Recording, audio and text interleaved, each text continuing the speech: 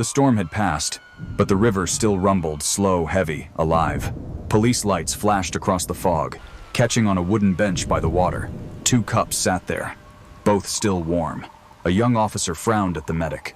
"You said the old man's been gone an hour? At least an hour, maybe more." The officer crouched, touching the second cup with his pen. "Then why are there fresh fingerprints that don't match his?" No one answered. A lighter lay between the cups, initials FD, carved deep into tarnished silver. The flame had gone out minutes ago, but the air still smelled of burnt coffee. And as the fog began to lift, the river carried a silence older than any name. The river never changed. It moved slow, steady, carrying 50 years of silence without complaint. Every morning, just after dawn, an old man took his seat by the water. Always the same bench. Always. 2 cups of coffee. 1 steaming. 1 untouched. Frank Dalton didn't talk much. Didn't need to. His silence spoke louder than words ever could. Ryan Brooks first noticed him by accident. He was 23, a journalism major at Riverton College, working on his graduation project, The Forgotten Vets, a story about men who had outlived their wars. At first, Ryan thought the old man was just another quiet veteran, but then he saw the second cup. Always poured, never touched. Every morning, same time, same ritual. Curiosity turned into routine. Ryan started coming earlier, pretending to jog, watching Frank line up the 2 cups with careful precision before sitting in silence until the steam faded. One morning, Ryan finally approached. "Morning, sir," he said. Careful, respectful. Frank looked up, calm eyes, weathered skin, jacket older than Ryan's father. The 2 cups sat between them. Ryan smiled. "One's getting cold." Frank's mouth twitched, almost a grin. "One's not for me." That answer hooked Ryan. He came back the next day, and the next. Until, eventually, Frank started talking. Never much, just fragments. "Tom hated army coffee," Frank said once, watching the water. "Said when the war ended, we'd brew real coffee again. Oregon, roast." 2 cups, Ryan asked softly. "He didn't make it back, did he?" Frank's voice was almost lost in the wind. "Not yet." That night, Ryan couldn't stop thinking about it. He dug through his late father's belongings boxes he hadn't touched since the funeral in 2010. Inside, under an old photo album, he found a weathered envelope. Across the front, in fading ink, Echo 7, Iron Creek, March, 1968. Inside, a folded patch from an old uniform, a cassette tape, and a photograph torn in half. Only Frank's face remained. The other half was missing. Ryan's pulse quickened. His father, Staff Sergeant David Brooks, had never spoken of Vietnam. He'd died leaving medals, silence, and now, this. Ryan returned to the river the next morning. Frank was already there, setting down the cups with mechanical care. Ryan held up the envelope. "You knew my father." Frank's hand stilled on the coffee lid. He looked up, eyes narrowing, then softening with recognition. "David Brooks," he said slowly. "Good man. Shouldn't have been there." "Where?" Ryan asked. Frank's jaw tightened. "Iron Creek." The name hit like a shell, short, sharp, final. Then Frank turned back to the river. Conversation over. But Ryan noticed something, the faint tremor in Frank's fingers, the way his gaze lingered on the empty seat. It wasn't grief. It was unfinished business. The next morning, fog rolled thick over the river. Frank arrived early, moving slower than usual.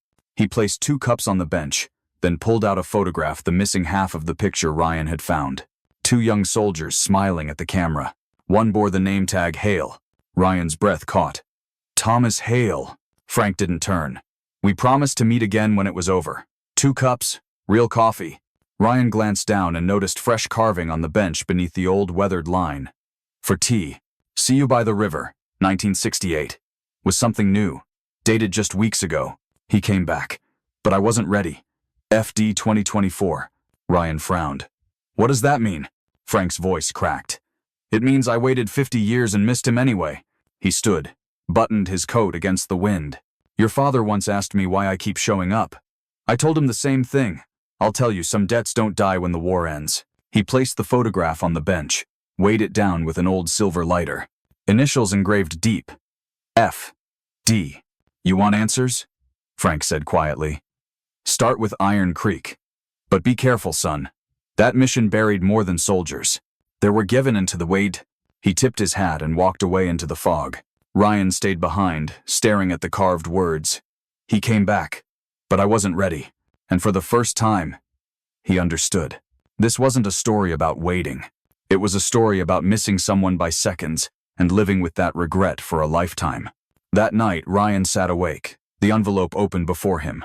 He found his father's old cassette recorder and loaded the tape with trembling hands. Static hissed. Then, faintly voices breaking through decades of silence. Frank. Command. This is Echo 7. We have visual on the village. No hostiles. Repeat civilians only. Unknown voice. Echo 7. You have your orders. Execute the mission. Tom. Frank. They're kids. We can't. Frank. Command. Requesting confirmation. Village is not a military target. Static. Unknown voice. Echo 7. Execute, or be executed. Final warning. Long silence. Tom. Frank. Go. Get out of here. I'll take the fall. Frank. Tom. Don't. Gunfire. Screaming. Static. Tell them I acted alone. Brooks, get Frank out. They'll kill him too. Explosion. The tape ended. Ryan sat frozen in the dark, heart pounding. His father had kept this recording for 40 years. Frank had spent 50 years sitting by a river. And somewhere in that static, between gunfire and silence, was the truth about Thomas Hale. Ryan didn't sleep that night. He played the tape again and again until the voices blurred with the hum of the refrigerator and the rain against the window. By dawn, one thing was clear: Iron Creek wasn't just a mission. It was a cover-up. When the first light hit the river, Ryan was already there. Frank sat as usual, steam curling from 2 cups. But his face looked heavier, like he'd carried the weight for decades and it was finally winning. Ryan placed the tape recorder on the bench beside him. I found it, he said quietly. I know what they ordered you to do. Frank's hand froze halfway to his cup. Then you know why we don't talk about it. He turned back to the water, jaw tight. Your father promised he'd burn that tape. Ryan shook his head. Maybe he knew someday it'd matter. Frank didn't respond. He just said, some truths don't heal. They just reopen the wound. Ryan spent the next 3 days in the campus library, buried in archives. Operation Iron Creek didn't officially exist. Every database returned the same message. No records found. But someone had made a mistake. In a declassified logistics report from 1968, buried in the footnotes, he found one line. Echo 7 Recon Village Survey Mission. Status. Withheld. See file Delta 12. He stated. Ryan printed it, circled the words in red, and made 6 copies backups for whatever might come next. If someone wanted this buried, they'd have to dig through more than one layer. That afternoon, he walked out of the library into the parking lot. A black sedan idled beside the curb. The window rolled down. A man in his late 50s sat inside. Coat dark, posture rigid military through and through. Ryan Brooks? Ryan stiffened. Who's asking? The man smiled thinly. Just someone who doesn't want you to waste your life chasing ghosts. He handed Ryan a blank business card. Only a small silver star embossed in the corner Department of Defense insignia. Stop looking into Iron Creek, the man said calmly. That operation never happened. Ryan took a step back. Then why are you here? The man's eyes hardened. Because your father was smart enough to stop digging. You should be too. Before Ryan could respond, the man leaned closer. Some stories stay buried because they're supposed to. He drove off, leaving only the faint smell of gasoline and unspoken threat. Ryan looked at the card again. Nothing on it except a small set of initials, pressed into the back. R.G. Grant. The name from the logistics report, Lieutenant Colonel Richard Grant. That night, Ryan got an email. No sender. No subject. Just a single attachment, a photograph. 2 soldiers, sitting on a wooden crate, grinning through heat and grime. One was clearly Frank Dalton. Younger. Sharper. Eyes full of life. The other wore a patch reading Hale. Behind them, a weathered sign. Alpha 7 Bridge, March 1968. Ryan zoomed in. Near Tom's hand, a silver lighter. Initials F, D, and in the far corner of the photo, barely visible, a 3rd soldier, arms crossed, watching them with quiet concern. Ryan's blood ran cold. It was his father. The next morning, Ryan drove to Frank's apartment. The door was unlocked. Inside, the walls were bare except for a single frame, the same photo, complete, not torn. Frank was sitting by the window, staring out at nothing. Ryan placed the printout on the table. My father was there, wasn't he? Frank nodded slowly. He dragged me out of that hell, carried me to the evac chopper while I was screaming for Tom. His voice cracked. Your father saved my life, and it killed him slowly for 40 years. Ryan swallowed hard. What really happened at Iron Creek? Frank rubbed his temples. Command fed us bad intel, said the village was an enemy stronghold. It wasn't. He looked up, eyes haunted. Tom stopped us, refused the order, told Command he acted alone so they wouldn't court-martial the whole unit. Ryan felt sick, so they erased him. She said. Frank nodded.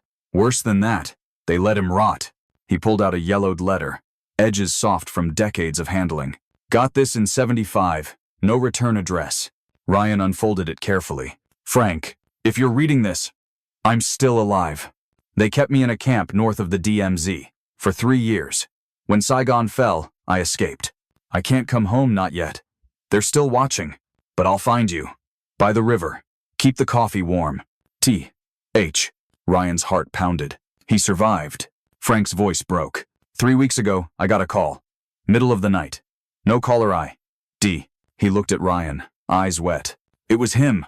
Tom. I heard his voice. He said, Coffee still warm, Frank? Then the line went dead. Ryan leaned forward. Did you try to find him? Frank nodded. I called every V.A. hospital in Oregon, Washington, nothing. He pulled out another paper, a hospital record printout. Thomas Hale. Date of birth. April 12th, 1941. Portland, V.A. Medical Center. Status. Deceased. Date. October 1st, 2024.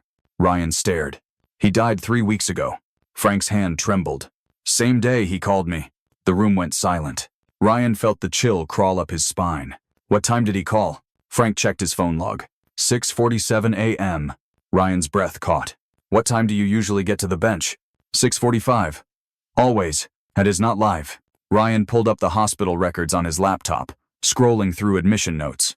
His eyes widened. Patient Thomas Hale checked himself out AMA against medical advice on October 1st, 2024, at 5:30 a.m.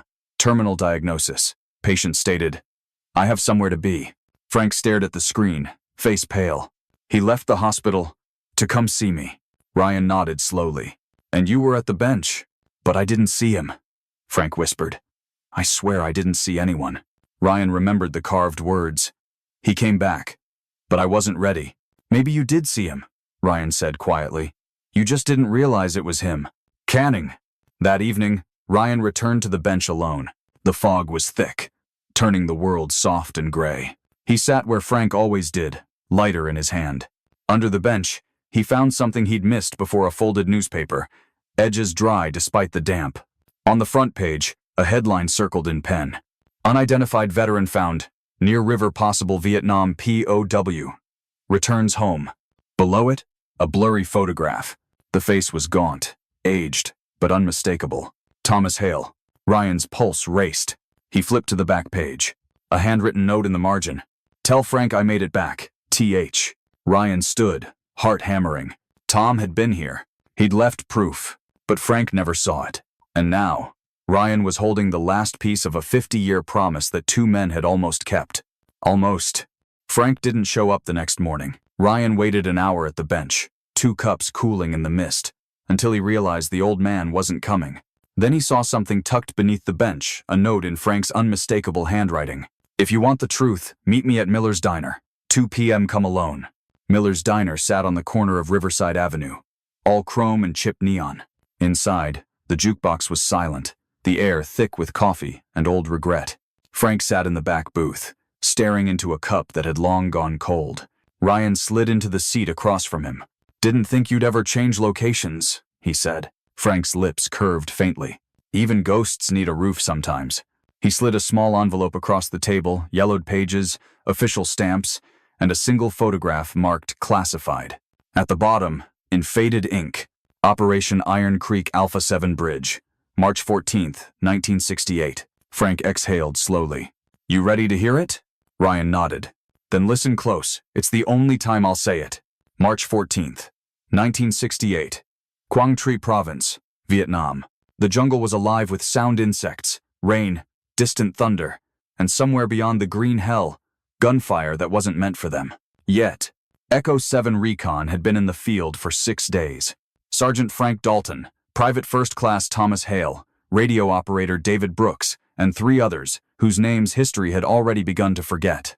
Their orders were simple: recon, a suspected Viet Cong supply route near Alpha 7 Bridge, and report back. But halfway there, everything changed. The radio crackled with new orders. Echo 7, be advised. Village ahead confirmed hostile. Neutralize all targets. Acknowledge. Frank frowned, gripping the mic. Command, that can't be right. We've observed civilians, women and children.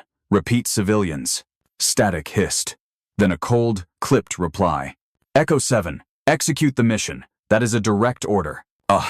Tom Hale stepped forward, voice sharp. Frank, that village doesn't have fighters. They're farmers. Kids playing in the dirt. Frank lowered the mic, thinking fast. We hold position. No one fires until I confirm targets myself. They waited. Rain turned the jungle floor to mud. Every sound felt like an ambush waiting to happen. Then, movement near the tree line. Gunfire erupted. But not from the village. From behind them, rounds tore through the canopy, hissing past their heads. The radio screamed again. Echo 7, why haven't you engaged? You are in violation of direct orders. Tom's eyes went wide. Frank, those are American rounds. We're being fired on by our own. Frank couldn't believe it. You're saying command? Tom nodded grimly. They're cleaning house. Anyone who refuses gets erased. The first mortar hit 50 meters out. The explosion shook the earth. Frank hit the ground hard, ears ringing, vision swimming. When he looked up, the world was on fire. Trees splintered. Smoke choked the air. Tom was dragging David Brooks by his straps, blood streaking both their faces. Bridge is compromised, Tom shouted over the chaos. We're cut off. Another shell hit closer. Frank scrambled to his feet, grabbed Tom's arm. We fall back together, now. Tom pulled free, pressing something cold and metallic into Frank's hand, his dog tag. If one of us makes it out, Tom said, voice steady despite the hell around them. We meet by the river. 2 cups, real coffee. Promise me. Frank's throat tightened. Don't you dare. But Tom was already moving, shoving Frank toward David. Brooks, get him to the LZ. That's an order. David hesitated, then grabbed Frank's vest. Sarge, we gotta move. Tom turned back once, gave a reckless grin, the same one he'd worn in a dozen firefights before, then sprinted toward the broken bridge, firing at shadows that might have been enemy, or might have been the men sent to silence them. Frank screamed his name. The blast that followed was blinding. White light. Heat. The ground bucking like a living thing. When Frank woke, he was on his back in the mud, David shaking him, the sound of rotors overhead cutting through the ringing in his ears. The evac chopper hovered above, spotlight piercing the smoke. David hauled him up, both of them stumbling through the wreckage. Frank looked back once. The bridge was gone, just twisted metal and fire. And Tom. Tom was nowhere. As the chopper lifted them into the sky, Frank stared down at the burning jungle, at the river swallowing smoke and ash. David pressed Tom's dog tag into his bloodied hand. He told me to give you this, David said quietly. Said you'd know what it means. Frank closed his fist around it, the metal still warm. And as they flew into the night, he made a promise to the smoke and the silence and the ghost of the man who'd saved them all. I'll wait for you, by the river, however long it takes. Present Miller's Diner. Frank's voice broke. They listed him K.I.A. within the hour. No body recovered. Case closed. Ryan leaned forward, throat tight. But he didn't die. Stocks 4. Frank shook his head slowly. Locals said they found an American soldier half dead, washed up miles downstream. They hit him from both sides. He pulled out another letter, folded and refolded until the creases were nearly transparent. This came 2 years after Saigon fell. Ryan unfolded it with care. The handwriting was rough, shaky, but unmistakably alive. Frank, made it out. Took a long road through hell. Can't come home yet. They're still watching, but one day, I will. Keep the coffee warm, brother. Tom. Ryan looked up. You've been waiting ever since? 50 years, Frank whispered. Every morning. Same bench, same river. Thank you guys to row. He rubbed the lighter between his fingers like a rosary. Sometimes I wondered if he forgot, or if I imagined the whole damn thing. Ryan hesitated. What about my father? Frank sighed. Decades of grief in the sound. David kept in touch for a while. Sent letters, called on birthdays. Then after his accident, he trailed off. Guess he couldn't carry it anymore. Ryan swallowed. And you? Frank smiled weakly. I couldn't forget. So I kept waiting. The diner grew quiet. Only the rain tapping against glass. Frank stood, dropped some bills on the table. 3 weeks ago I got that call. Tom's voice, clear as day. His hands trembled. If he really made it back, then maybe I wasn't waiting for nothing. He turned toward the door. Before leaving, he said one last thing. Check Portland v. A patient records, October 1st. Then he was gone, swallowed by the gray afternoon. Ryan sat alone, staring at the photograph. The letter, the lighter on the table. All three gleamed faintly in the dying light. And somewhere beneath it all, he felt the pull of a story that refused to stay buried. The call came at 6:42 a.m. Is this Ryan Brooks? You're listed as emergency contact for Frank Dalton. Ryan's stomach dropped. What happened? He was found unresponsive by the river. You should come now. Ryan was there in 8 minutes. The scene was chaos, police lights, yellow tape, medics crowding the bench. He pushed through. Frank sat upright, exactly where he always did. Eyes half open, peaceful. One hand rested on his lap. The other still gripped a paper cup. 2 cups sat on the bench, both full, both still warm. A medic checked his pulse, then looked at the officer. He's gone. At least an hour, maybe more. Are now. Tunderust. The officer frowned, crouching beside the cups. Then why's the coffee still warm? And who poured the second one? No one answered. Ryan stepped closer, saw something folded in Frank's coat pocket. He pulled it out with trembling hands. A note. Handwriting not Frank's, shakier, older, but unmistakable. Frank, I made it to the river. Sorry I'm late, brother. Coffee's on me this time. See you on the other side. Tom. Ryan's vision blurred. Officer, he said quietly. You need to check hospital records. Portland v. A. Patient named Thomas Hale. Died October 1st. The officer pulled up the database on his tablet. His face went pale. Thomas Hale. Checked out A.M. A. 6. A.M. October 1st. Found deceased near Riverton Park. 7:14 A.M. He looked at the bench, then at Ryan. Same day, same location. Ryan felt the air leave his lungs. What time was Frank found? The medic checked her notes. First call came in at 7:03. Ryan did the math. Tom died at 7:14. Frank was found at 7:03. They'd been here together. For 11 minutes, 2 old soldiers had shared one last cup of coffee. Then both were gone. That night, Ryan couldn't sleep. An email appeared, no sender, no subject, just a video file. Security footage. He pressed play. Timestamp. October 1st, 2024, 6:47 a.m. The screen showed the bench, the river, the fog. Frank appeared, moving slowly, placing down 2 cups. Then the image flickered. A shape materialized beside him, thin, frail, wearing an old jacket. Thomas Hale. Frank turned. His face lit up, the first real smile in 50 years. No words, just recognition. Tom placed a hand on Frank's shoulder. Frank reached over, handed him the second cup. They sat together, drinking in silence. At 7:03, Frank's head tilted forward. Tom stayed a moment longer. Then he stood, set his cup down gently, and walked toward the river. The fog swallowed him. When it cleared, he was gone. End of footage. Ryan replayed it 3 times, tears streaming. They'd kept their promise, not in life, but in the only moment that mattered. The next morning, Ryan returned to the bench one last time. He brought a knife, 2 fresh cups, and the lighter. Kneeling, he carved beneath Frank's words. They both came home October 1st, 2024.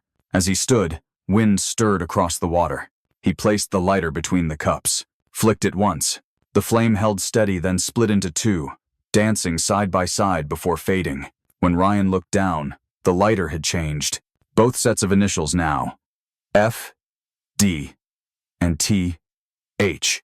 He heard laughter, faint, distant, but real. 2 voices. Finally free. Ryan smiled. Rest easy, soldiers. You made it home. The river moved on, patient and endless. And somewhere beyond the fog, 2 men walked together at last. Fade out. Some promises outlive death. They just wait for the right moment to be kept. Based on the untold story of Echo 7 Recon, firing at shadows that might have been enemy, or might have been the men sent to silence them. Frank screamed his name. The blast that followed was blinding. White light. Heat. The ground bucking like a living thing. When Frank woke, he was on his back in the mud, David shaking him, the sound of rotors overhead cutting through the ringing in his ears. The evac chopper hovered above, spotlight piercing the smoke. David hauled him up, both of them stumbling through the wreckage. Frank looked back once. The bridge was gone, just twisted metal and fire. And Tom. Tom was nowhere. As the chopper lifted them into the sky, Frank stared down at the burning jungle, at the river swallowing smoke and ash. David pressed Tom's dog tag into his bloodied hand. "He told me to give you this," David said quietly. "Said you'd know what it means." Frank closed his fist around it, the metal still warm. And as they flew into the night, he made a promise to the smoke and the silence and the ghost of the man who'd saved them all. "I'll wait for you, by the river, however long it takes. Present Miller's Diner." Frank's voice broke. They listed him K.I.A. within the hour. No body recovered. Case closed. Ryan leaned forward, throat tight. "But he didn't die." "Stocks for." Frank shook his head slowly. "Locals said they found an American soldier half dead, washed up miles downstream. They hit him from both sides." He pulled out another letter, folded and refolded until the creases were nearly transparent. "This came 2 years after Saigon fell." Ryan unfolded it with care. The handwriting was rough, shaky, but unmistakably alive. "Frank, made it out. Took a long road through hell. Can't come home yet. They're still watching, but one day, I will. Keep the coffee warm, brother. Tom." Ryan looked up. "You've been waiting ever since?" 50 years, Frank whispered. "Every morning. Same bench, same river. Thank you guys to row." He rubbed the lighter between his fingers like a rosary. "Sometimes I wondered if he forgot, or if I imagined the whole damn thing." Ryan hesitated. "What about my father?" Frank sighed. Decades of grief in the sound. David kept in touch for a while. Sent letters, called on birthdays. Then after his accident, he trailed off. "Guess he couldn't carry it anymore." Ryan swallowed. "And you?" Frank smiled weakly. "I couldn't forget. So I kept waiting." The diner grew quiet. Only the rain tapping against glass. Frank stood, dropped some bills on the table. 3 weeks ago I got that call." Tom's voice, clear as day. His hands trembled. If he really made it back, then maybe I wasn't waiting for nothing. He turned toward the door. Before leaving, he said one last thing. "Check Portland V.A. patient records, October 1st. Then he was gone, swallowed by the gray afternoon. Ryan sat alone, staring at the photograph. The letter, the lighter on the table. All three gleamed faintly in the dying light. And somewhere beneath it all, he felt the pull of a story that refused to stay buried.